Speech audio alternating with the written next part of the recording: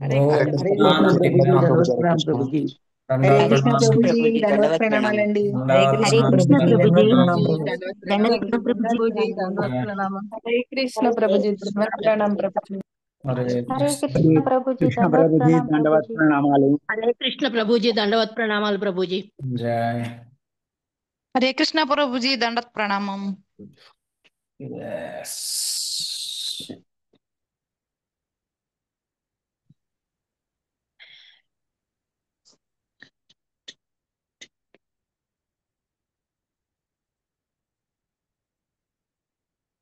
ఓం అజ్ఞానతిమిరాంధస్య జ్ఞానాంజనాశలాకయా చక్షురున్మిళితం యేన తస్మై శ్రీగురవే నమః. నమో ఓం విష్ణుపదాయ కృష్ణప్రస్థాయ భూతలే శ్రీమతే జయపతాక స్వామీతి నామినే నమాచార్యపదాయ నిత్యాయ కృపప్రదాయినే గౌరకథాధామదాయ నగరగ్రామతారిణే.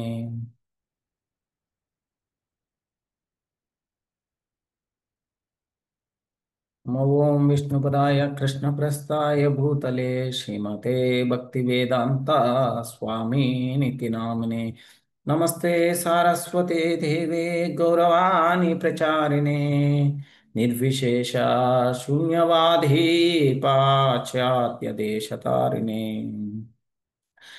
जय श्री कृष्ण चैतन्य प्रभो नित्यानंदा श्री अद्वैत गदाधरा श्रीवासादि गौरभक्तवृंदा हरे कृष्णा कृष्णा कृष्णा हरे हरे हरे राम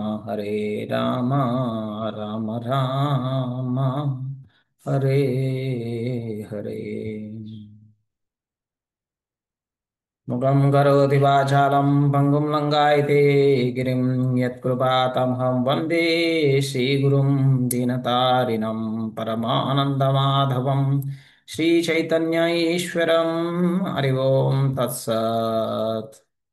ओम नमो भगवते वासुदेवाय ओम नमो भगवते वासुदेवाय ओम नमो भगवते वासुदेवाय. Welcome you all.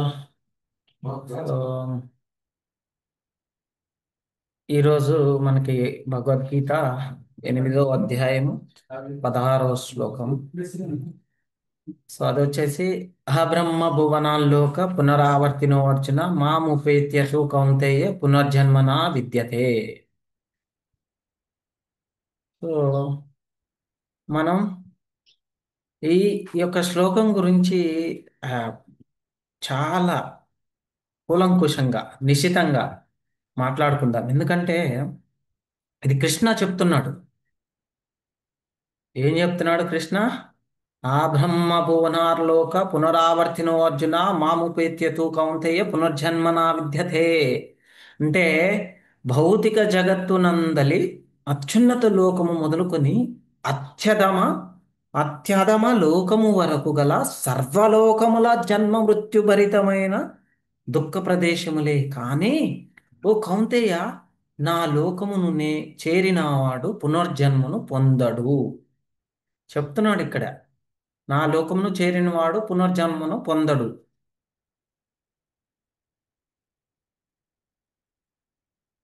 ఏం చెప్తున్నాడు? అంతకుముందు ఏం చెప్పాడు? మాముపేత్యుతు పునర్జన్మ దుఃఖాలయ దుఃఖాలయమ శాశ్వతం నాప్నువంతి మహాత్మన సంసిద్ధిం పరమాం గత. అంటే భక్తి యోగులైన మహాత్ములు నన్ను పొందిన పిమ్మట అత్యున్నతమైన సంసిద్ధిని పొందిన వారొకటచే దుఃఖాలయమైన ఈ అనిత్య జగత్తునకు ఎన్నడూను తిరిగి రారు. సో ఇక్కడ ఏం చెప్తున్నాడు? భౌతిక జగత్తునందలి అత్యున్నత లోకము మొదలుకొని అత్యధమ లోకము వరకు గల సర్వలోకములు జన్మ మృత్యుభరితమైన దుఃఖ ప్రదేశములే కాని ఓ కౌతేయ, ఈ నా లోకమును చేరినవాడు పునర్జన్మను పొందడు. కృష్ణుడు కరెక్ట్గా చెప్తున్నాడు. మనకి ఎక్కడ వచ్చింది అయితే మానవ పరిగణములను అనుసరించి 1000 మహాయుగముల కాలము బ్రహ్మదేవునికి ఒక దినమగును. అతని రాత్రి కూడా అంటే పరిమాణమును కలిగి ఉండును. అయితే భౌతిక జగత్తు యొక్క కాల పరిమాణము పరిమితమైనది. అది కల్పములుగా తెలుపబడుచుండును. అట్టి కల్పములు బ్రహ్మదేవునికి ఒక పగలు. బ్రహ్మదేవుని ఒక్క పగటి సమయంలో సత్య త్రేత ద్వాపర కలియుగములతో కూడిన మహాయుగములు 1000 మార్లు మారుచుండును. అంతే కదా.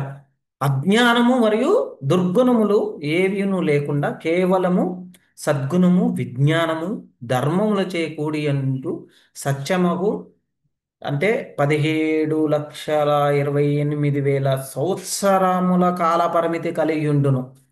త్రేతాయుగం నందు దుర్గుణం ప్రవేశించును. దీని పరిమాణము 12,96,000 సంవత్సరములు. ద్వాపర యుగమున సద్గుణములు ధర్మము మరింతగా క్షీణించి దుర్గుణము అభివృద్ధి నొందును. దాని కాల పరిమితి 8,64,000 సంవత్సరములు ఉండును.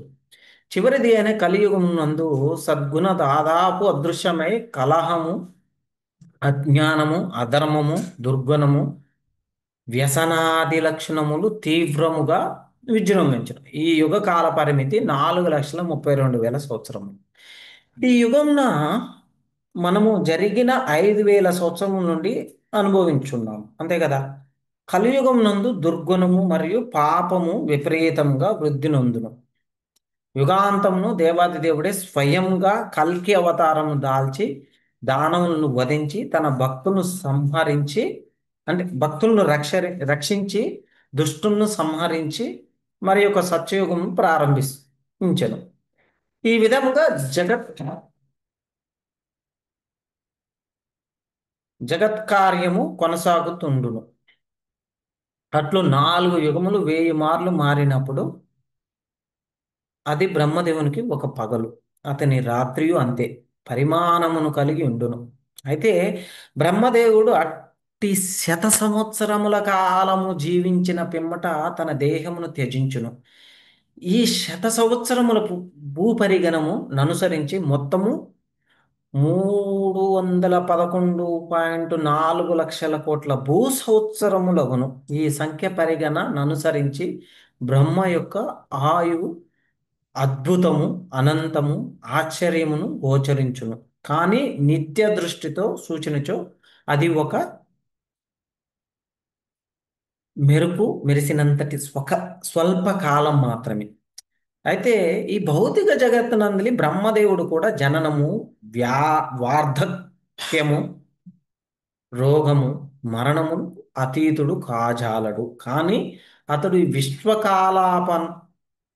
కలాప నిర్వహమున ప్రత్యక్షంగా దేవాది దేవుని సేవయందు నియుక్తుడైనందున వెంటనే ముక్తిని పొందగలడు.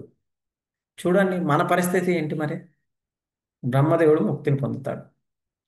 ఎందుకంటే ఆయన ఈ విశ్వకలాప నిర్వహణమున ప్రత్యక్షముగా దేవాది దేవుని సేవయందు నియుక్తుడైనందున. అయితే సన్యాసులు మహాతపస్సులు సన్యాసులు అంటే బ్రహ్మలోకముకు ఉద్ధరింపబడుదురు. ఈ బ్రహ్మలోకము భౌతిక జగత్తున అత్యున్నత ఉన్నతమైన లోకము. ఒక వర్గమున స్వర్గాది లోకములన్నీ అంతరించిన పిదపను మిగిలియుండును. కానీ కాలక్రమంలో భౌతిక ప్రకృతి నియమమును అనుసరించి బ్రహ్మలోక నివాసులందరూ మరణమును గురి కావలసి వచ్చును.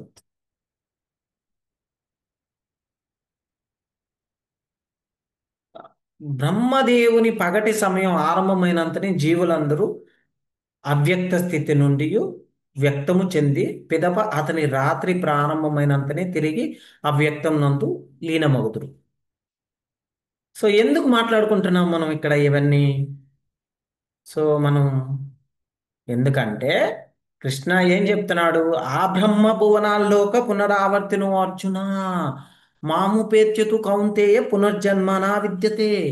భౌతిక జగత్తునందలి అత్యున్నత లోకము మొదలుకొని అత్యధమ లోకము వరకు గల సర్వలోకములు జన్మ మృత్యుభరితమైన దుఃఖ ప్రదేశములే. కానీ ఓ కౌంతేయ నా లోకమును చేరినవాడు పునర్జన్మను పొందడు. కర్మయోగులు జ్ఞానయోగులు హతయోగులు అందరూ కూడా శ్రీకృష్ణుని దివ్యధామమును చేరి పునరావృత్తి రహితులగుటకు పూర్వము భక్తి యోగమునందు లేక కృష్ణ చైతన్యమున పరిపూర్ణత్వమును పొందవలసి యుండును.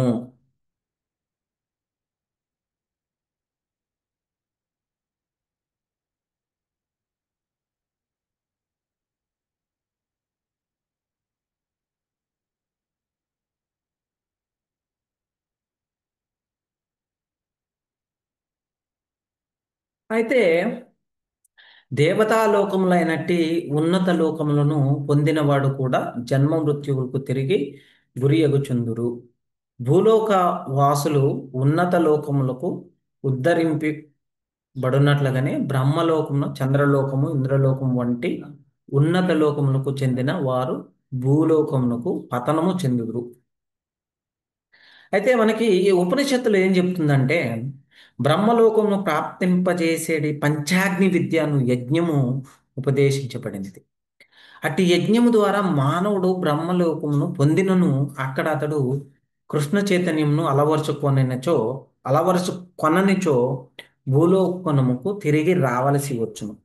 ఉన్నత లోకములందు కృష్ణ చైతన్యమును కొనసాగించు వారు క్రమముగా మరింత ఉన్నతమైన లోకములకు ఉద్ధరింపబడుదురు.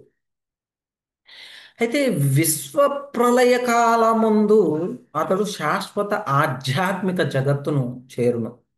మనకి బలదేవ్ విద్యాభూషణుడు అదే చెప్తున్నాడు. భగవద్గీత భాష్యం ఏమని చెప్తున్నాడు అంటే, బ్రాహ్మణ సహతే సర్వ సంప్రాప్తే ప్రతి సంచరే పరస్యాంతే కృతాత్మన ప్రవిశంతి పరం పదం. అంటే భౌతిక విశ్వమునకు ప్రళయము సంభవించినప్పుడు కృష్ణ చైతన్యమునందు నిరంతరము నెలకొని ఉన్నట్టి బ్రహ్మ మరియు అతని భక్తులందరూ తమ తమ కోరికలను అనుసరించి ఆధ్యాత్మిక జగత్తునందలి ప్రత్యేక ఆధ్యాత్మిక లోకములను చేరుదురు. మనకి కూర్మ పురాణంలో కూడా వివరించడం జరిగింది. అర్థమైంది కదా? అయితే మనకి భాగవతంలో చూడండి ఎంత బాగా వివరించారు. తత్కాత్యం చాతలం కల్పతం ఉరుభ్యాం వితలం విభో జ్ఞానుభ్యాం స్థూలం శుద్ధం జంగాభ్యం తూతలాతలం మహాతలం తూ గుల్పతాభ్యం ప్రాపత్యాభ్యం రసాతలం పాతాళం పాదతలాతల ఇది లోకమయోపుమాన్.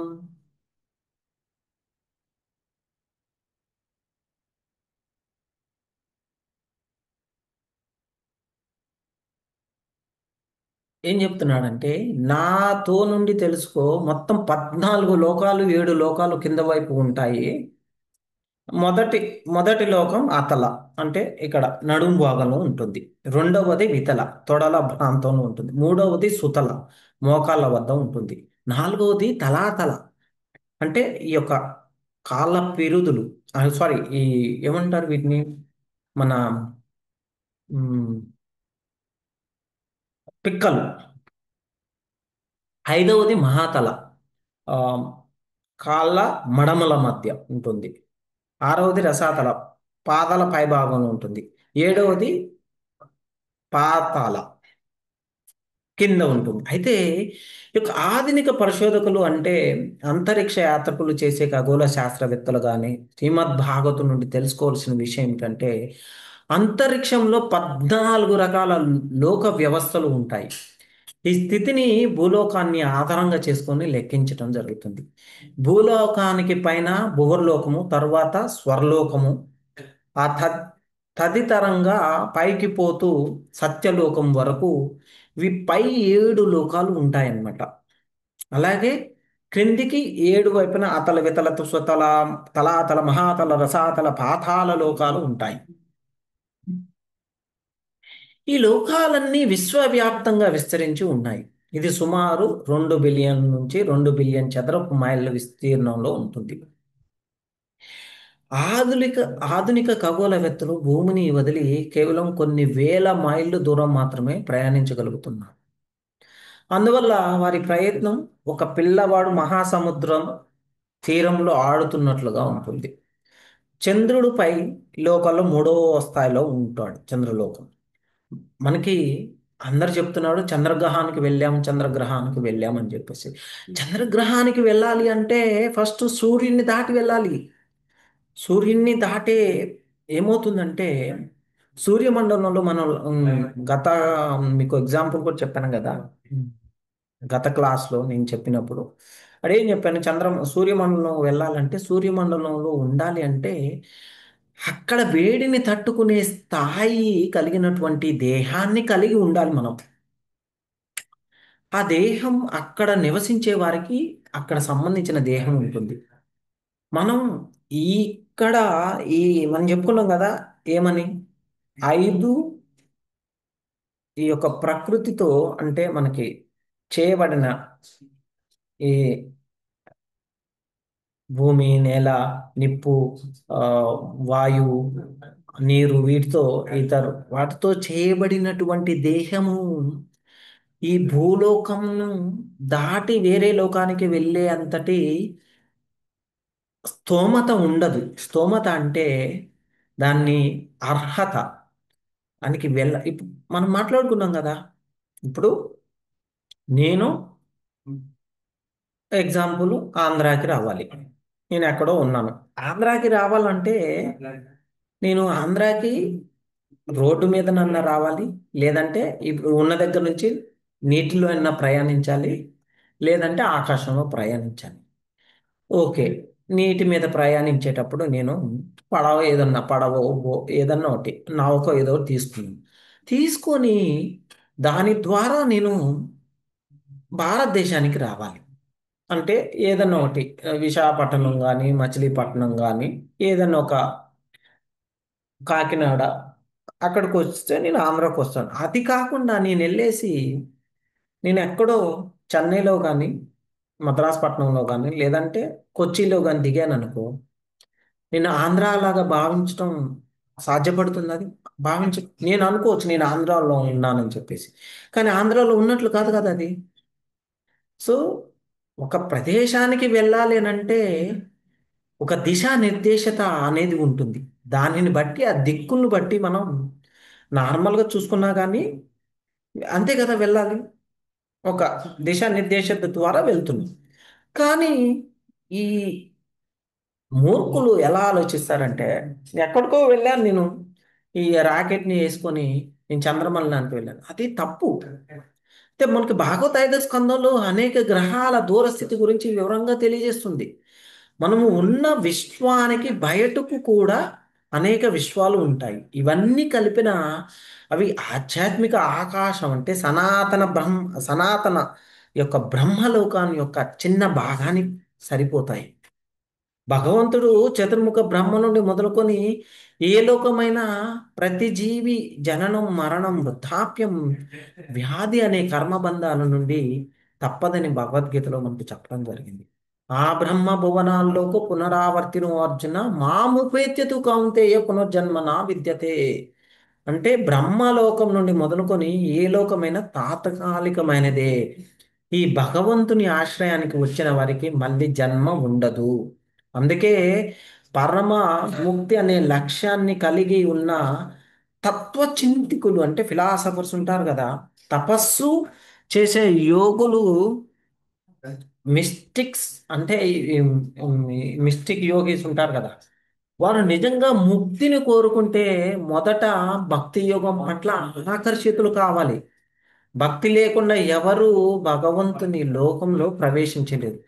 శాశ్వత సేవాభావం కలిగిన వారే భగవంతుని రాజ్యాన్ని పొందగలుగుతారు. అందుకే తత్వవేత్తలు మరియు యోగులు కూడా భక్తి పదంలో చేరక తప్పదు. అప్పుడు మాత్రమే వారికి నిజమైన మోక్షం లభిస్తుంది.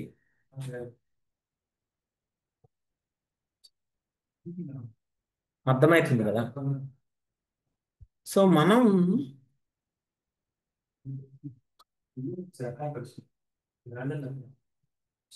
మనకి అందుకే ఏం చెప్తున్నారు భాగవతంలో కూడా, అందుకే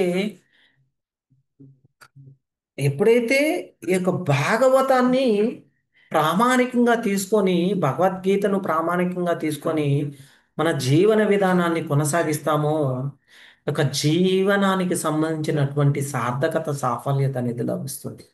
కింతే కామాసురస్పరః ముకుంద మనసు ద్విజ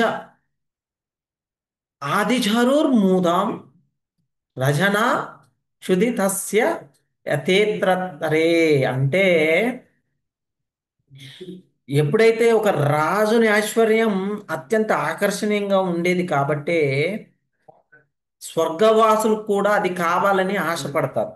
అర్థమైంది. అయితే ఆ రాజు భగవంతుని సేవలో అంతగా లీనమై ఉండటం వల్ల భగవంతుని సేవ తప్ప వేరే ఏది అతన్ని సంతృప్తిపరచలేదు.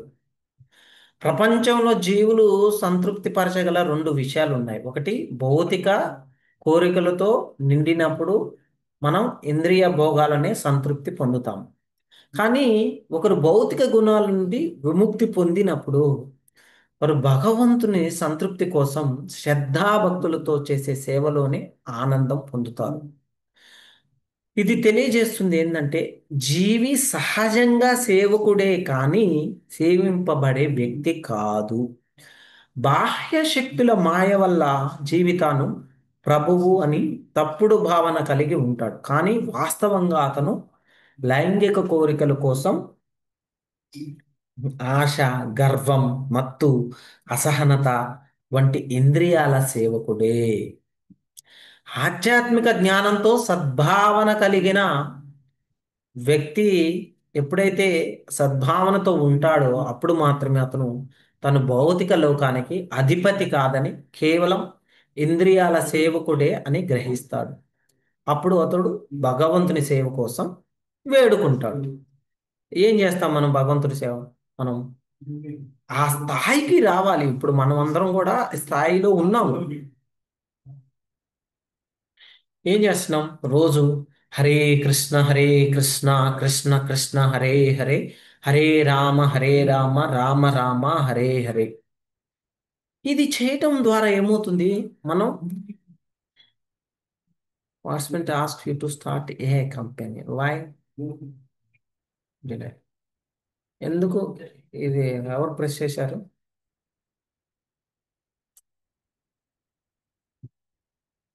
సో మనం భగవంతుని అడుగుతున్నాము, కృష్ణ నీ యొక్క సేవను నాకు ఇవ్వండి, మీ సేవలో నన్ను పెట్టండి అని చెప్పేసి హరే కృష్ణ మహామంత్రాన్ని వేడుకుంటున్నాం.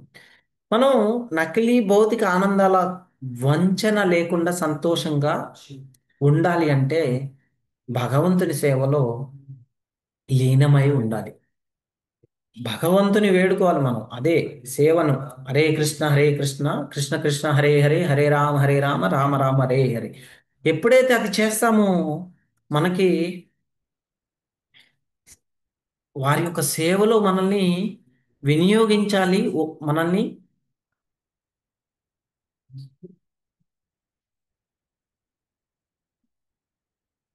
ఎక్కువగా వినియోగించబడే విధంగా మనకి సేవను ఇవ్వాలని చెప్పి కోరుకుంటున్నా. అయితే చూడండి, మహారాజు యుధిష్ఠిరుడు విముఖ అంటే ఆయన విముక్తాత్మగా ఉండటంతో అతనికి విస్తృత రాజ్యం, మంచి ఒక సద్గుణాలు కలిగిన భార్య, విధేయులైన తన తమ్ములు, సంతోషంగా ఉండే ప్రజలు, అభివృద్ధి చెందిన ప్రపంచం ఇవేవి ఆనందం కలిగించలేకపోయాయి. ఆయన ఈ రకమైన దేవుళ్ళు శుద్ధ భక్తుల కోసం సహజంగానే వస్తాయి. వారు వాటిని కోరుకోపోయినప్పటికీ మనకి ఇక్కడ ఉదాహరణ ఏంటంటే చాలా ఆకలి కల వారిని తిండి తప్ప మరేది సంతృప్తపరచలేదు. ఈ భౌతిక ప్రపంచం మొత్తం ఆకలి గల జీవులతో నిండి ఉంది. కానీ ఆ ఆకలి మంచి తిండి, నివాసం లేదా ఇంద్రియ భోగాల కోసం కాదు. ఆ ఆకలి అసలైనది ఆధ్యాత్మిక వాతావరణం కోసం. అజ్ఞానం వల్లే మనం తిండి, నివాసం, రక్షణ, ఈ యొక్క మంచి ఇల్లు, ఈ సామాగ్రి ఇవన్నీ కూడా లేవన్న భావనతో అసంతృప్తిగా ఉన్నారనుకుంటున్నాము. దీన్నే మాయ అంటాం. ఆధ్యాత్మిక సంతృప్తి కోసం కలిగే ఆకలిని భౌతిక ఆకలిగా పొరబడి అర్థం చేసుకుంటాం. కానీ మూర్ఖులు అత్యంత భౌతికంగా సంతృప్తిగా ఉన్న వారు కూడా ఆకలితో ఉన్నారని గ్రహించలేరు. వాస్తవంగా ఆకలి, ప్రతి ఒక్కరి ఆకలి, పేదరికం ఏమిటంటే ఆధ్యాత్మిక ఆహారం, ఆధ్యాత్మిక నివాసం, ఆధ్యాత్మిక రక్షణ మరియు ఆధ్యాత్మిక ఇంద్రియ భోగాల కొరకు కావలసిన ఆకలి. ఇవన్నీ పరమాత్మ అయిన శ్రీకృష్ణుడి సాంగత్యంలో మాత్రమే పొందవచ్చు. కాబట్టి ఎవరికైనా ఇది లభిస్తే వారు భౌతిక లోకంలో తిండి, నివాసం, రక్షణ, భోగాల పట్ల ఆకర్షితులు కాగలరు కాదు. అవి స్వర్గవాసులు కూడా రుచికరంగా ఉన్నా సరే.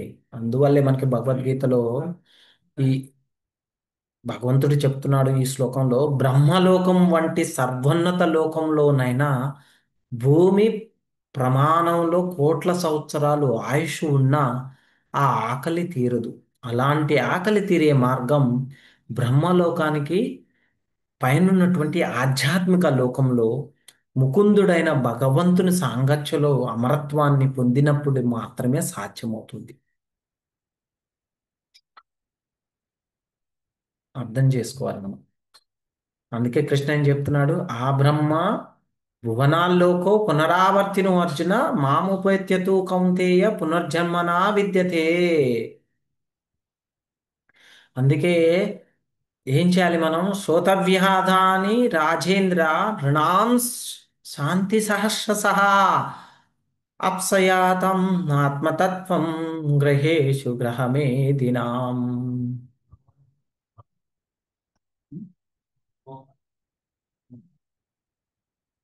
ఈ యొక్క భౌతిక విషయాల్లో మునిగిపోయిన వారు పరమ సత్య జ్ఞానాన్ని గ్రహించలేరు. వారు అందులైన వారు కాబట్టి అటువంటి వారికి మనుష్య సమాజంలో వినటానికి అనేక విషయాలు ఉంటాయి. అయితే శాస్త్రాల్లో గృహస్థ జీవనానికి రెండు రకాల పేర్లు ఉన్నాయి. ఒకటి గృహస్థుడు, రెండోది గృహమేది. గృహస్థులు అంటే భార్యా పిల్లలతో కలిసి జీవించేవారు, అయినప్పటికీ పరమ సత్యాన్ని గ్రహించడానికి ఆధ్యాత్మికంగా జీవించేవారు. అంతేకాకుండా గృహమేధులు అంటే కేవలం కుటుంబ సభ్యుల ప్రత్యక్షంగా లేదా విస్తృతంగా స్వార్థ ప్రయోజనాల కోసం జీవించేవారు. అటువంటి వారు ఇతరుల పట్ల ఈర్ష్యతో ఉంటారు. మేధి అన్న పదం ఈర్ష్యను సూచిస్తుంది. గృహమేధులు తమ కుటుంబ ప్రయోజనాలకే పరిమితమై ఉండటం వల్ల ఇతరుల పట్ల ఈర్ష్యతో వ్యవహరిస్తారు. అందుకే ఒక గృహమేధికి మరొక గృహమేధితో మంచి సంబంధాలు ఉండవు. అది ఎవరైనా కానీ, భక్తుల్లో కూడా మనం ఆలోచించాలి. ఎప్పుడైనా కానీ మనలో మనం ఆత్మన్యూన్యత అనేది చేసుకోవాలి. మనం చేసుకోవాలి. మనకి ఒకరిని చూసినప్పుడు చెడు భావన, ఈర్ష్య అనేది కలుగుతుంది అంటే మనకి ఆ యొక్క భావన, ఆ లక్షణాలు ఇంకా మనలో ఉన్నాయి, అవి పోలేదు. గృహమేధి లక్షణాలు, ఆ ఈర్ష్యా భావాలను మనం తొలగించుకోవాలి. ఎప్పుడైతే ఆ ఈర్ష్యా భావాలను తొలగించుకుంటామో మనం కృష్ణునికి ఇంకా చేరువవుతాము. విస్తృతంగా చూస్తే ఒక కులం కానీ, సమాజం లేదా దేశం తమ స్వార్థ ప్రయోజనాల కారణంగా మరో కులం, సమాజం లేదా దేశంతో శత్రుత్వం కలిగి ఉంటాయి. మనం కూడా చూస్తూ ఉంటాము దైనందిన జీవితంలో. రోజు మనతో పాటు ఉంటూ ఉంటారు కొంతమంది. మనమంటే నచ్చదు, ఈర్ష్య మనమంటే. ఎందుకు? అది మనం బయటికి వెళ్ళామనుకోండి, 10 మంది వచ్చేసి మనతో చాలా సంతోషంగా మాట్లాడుతుంటారు, అందరూ మాట్లాడుతూ ఉంటారు. చూసేసరికల్లా నాకు అనిపిస్తుంది, ఇప్పుడు నాతో పాటు ఒక వ్యక్తి ఉన్నాడు, ఆ వ్యక్తితో అందరూ మాట్లాడుతుండి, అందరూ మంచిగా సంతోషంగా ఉండి అందరూ వచ్చేసి మాట్లాడుతూ ఉంటే నాకు అనిపిస్తుంది, అరే ఎందుకు అందరూ వీడి గురించే మాట్లాడుతూ ఉన్నారు? నేను కూడా ఉన్నాను కదా ఇక్కడ, సేమ్ అదే బట్టలు వేసుకొని ఉన్నాను, నాకు నాతో ఎందుకు మాట్లాడట్లేదు? దాన్ని ఈర్ష్య అంటారు. అర్థమైందా? ఆ ఈర్ష్య ఉన్నన్ని రోజులు కూడా నేను భక్తుణ్ణి అవ్వలేనన్నమాట. సో ఆ ఈర్ష్యను నేను తొలగించుకోవాలి. అందుకే ఎవరైనా కానీ పరమ సత్యాన్ని గ్రహించడానికి ఆధ్యాత్మికంగా జీవించాలి మనం. అంతేకాకుండా గృహమేధులు అంటే కేవలం కుటుంబ సభ్యుల ప్రత్యక్షంగా లేదా విస్తృతంగా స్వార్థ ప్రయోజనాల కోసం జీవించేవారు. అటువంటి వారు ఇతరుల పట్ల ఈర్ష్యతో ఉంటారు. అంతే కదా. కలియుగంలో అన్ని గృహస్థులు కూడా పరస్పర ఈర్ష్యతో ఉంటారు. గృహస్థులు కానీ ఎవరైనా కానీ. ఎందుకంటే వారు పరమ సత్య జ్ఞానానికి అందులై ఉన్నారు. వారికి రాజకీయాలు, శాస్త్రం, సమాజం, ఆర్థిక వ్యవస్థపై అనేక విషయాలు వినటానికి ఉంటాయి. కానీ జ్ఞాన లోపం వల్ల జీవితం యొక్క అసలు సమస్యలైన జననం, మరణం మరియు ముసలితనం వ్యాధి గురించి, జన్మమృత్యుజర వ్యాధి గురించి ఆలోచించరు. వాస్తవానికి మానవ జీవితం యొక్క లక్ష్యం ఈ జనన, మరణం, ముసలితనం, వ్యాధి అనే సమస్యలకు శాశ్వత పరిష్కారం కనుగొనడమే. కానీ గ్రహమేధులు ప్రకృతి యొక్క మాయ వలన మోహితులై ఆత్మజ్ఞానాన్ని పూర్తిగా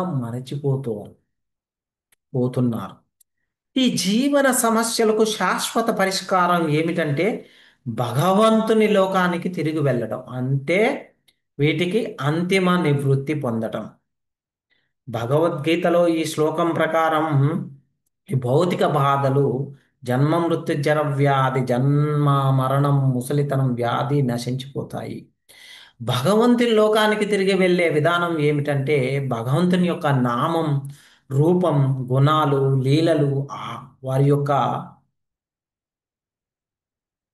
ప్రసాదం తీసుకోవటం, భగవంతుని గురించి వినటం, భగవంతుని గురించి వివిధ విషయాలను శ్రద్ధగా వినటం, నేర్చుకోవటం, ఇవన్నీ చేయాలి. కానీ మూర్ఖులు దీనికి భిన్నంగా ప్రవర్తిస్తారు. దీని గురించి తెలియదు. కేవలం తాత్కాలికమైన విషయాలు అంటే నామం, రూపం మొదలైన వాటినే వినాలనుకుంటారు.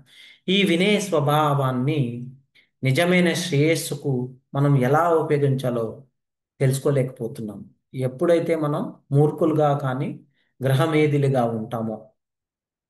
మంచి గృహస్థులు ఎప్పుడైనా కానీ భగవంతుని యొక్క నామస్మరణతో, భగవంతుని యొక్క లీలలో, భగవంతుని మీద ధ్యానంలో మునిగిపోయి ఉంటారు. దారి తప్పిన వారు పరమసత్యంతో సంబంధం ఉన్న నామం, రూపం, గుణం మొదలైన వాటిపై తప్పుడు సాహిత్యాలు సృష్టిస్తూ ఉంటారు. కాబట్టే ఇతరుల పట్ల ఈర్ష్యతో ఉండేందుకు మాత్రమే గృహమేధిగా మారకూడదు. మానవుడి కర్తవ్యంగా శాస్త్ర విధానాల ప్రకారం నిజమైన గృహస్థుడిగా మారాలి. నిజమైన గృహస్థుడిగా మారాలంటే కృష్ణుని యొక్క శరణు తీసుకోవాలి. ఎప్పుడైతే కృష్ణ శరణు తీసుకుంటామో అప్పుడు మన యొక్క జీవన సాఫల్యం అనేది లభిస్తుంది. అందుకే మీకు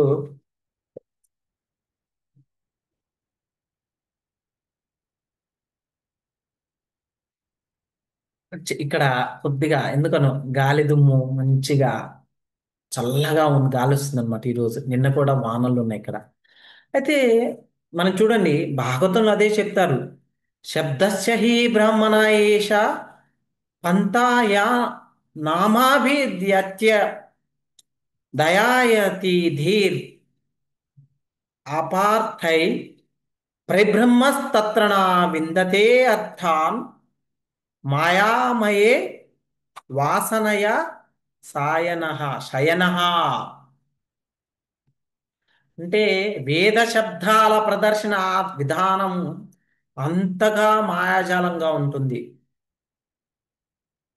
అది ప్రజల బుద్ధిని స్వర్గలోకాది తాత్కాలిక భోగాల వైపు మళ్లిస్తుంది.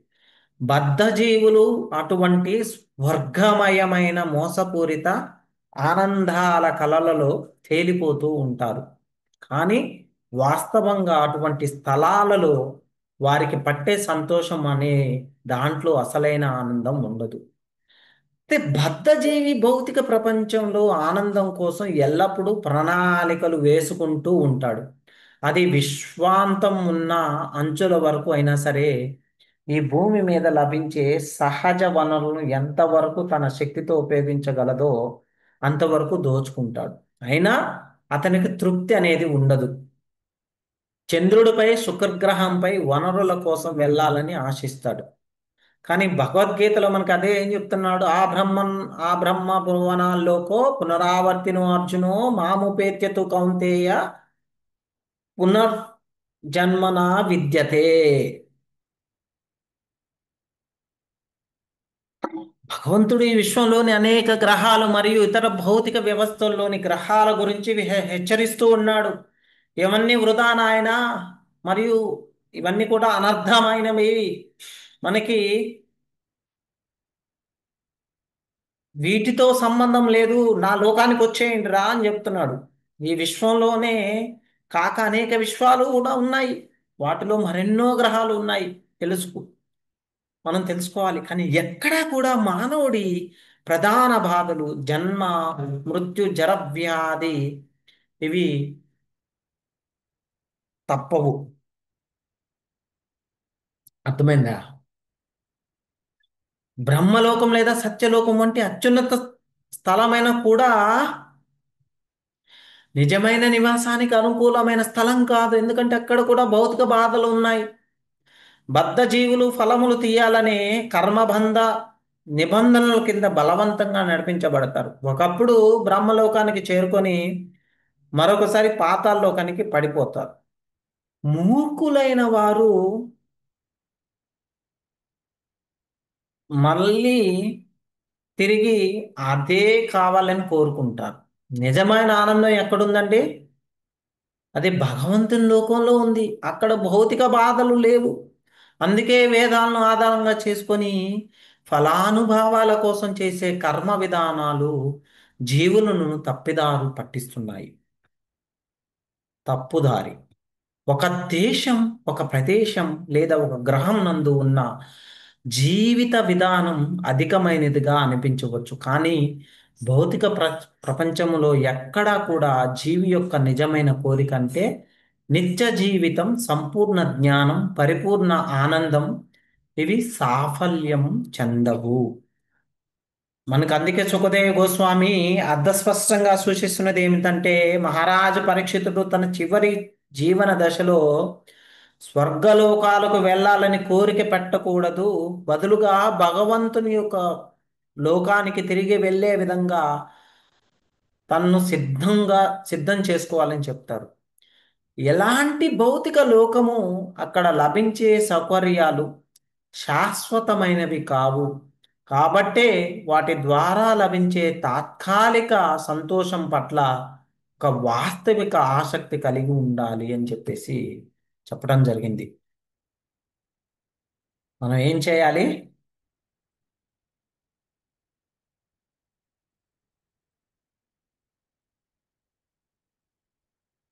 ఈ వ్యక్తావ్యక్త జగత్తునకు అతీతమైన శాశ్వతమైన మరి ఒక అవ్యక్త ప్రకృతి కలదు.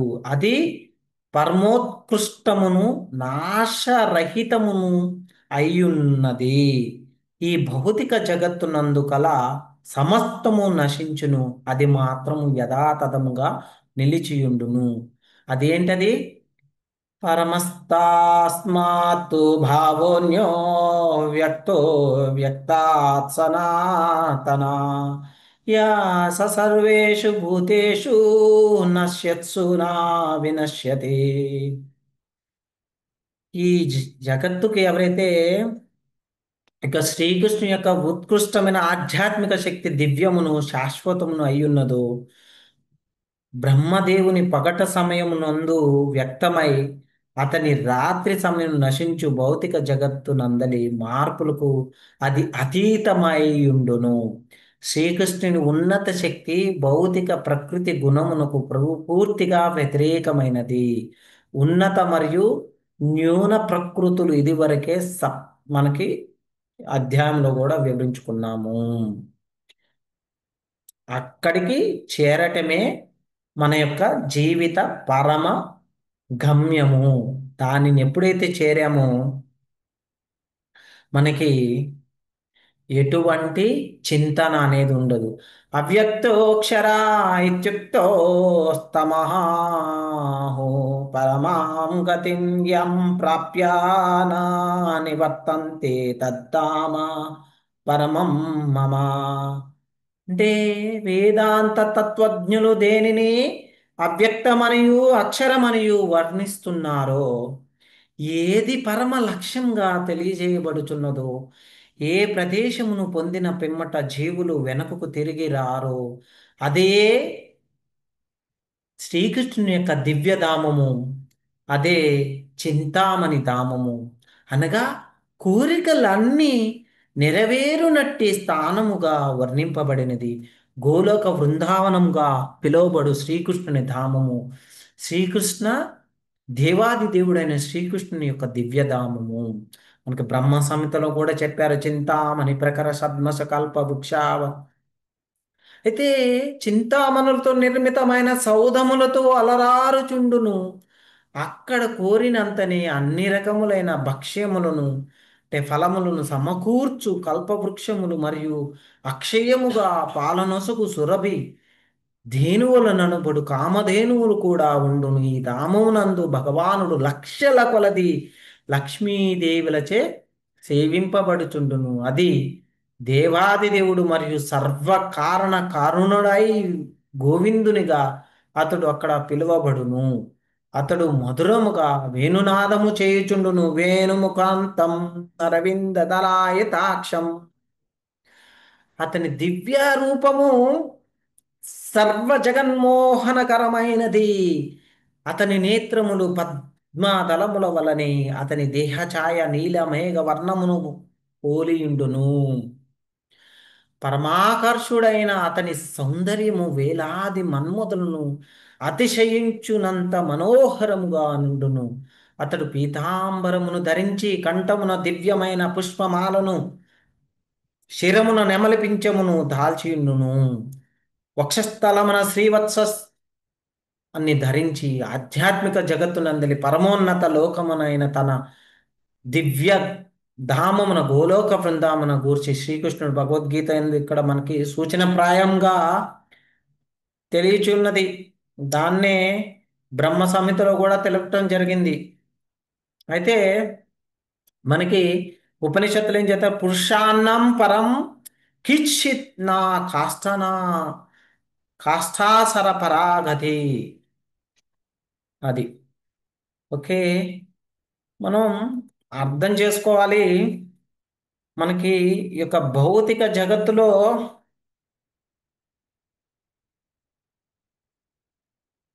శాంతి అనేది లేదు, మనకి అశాంతియే ఉన్నది ఇక్కడ.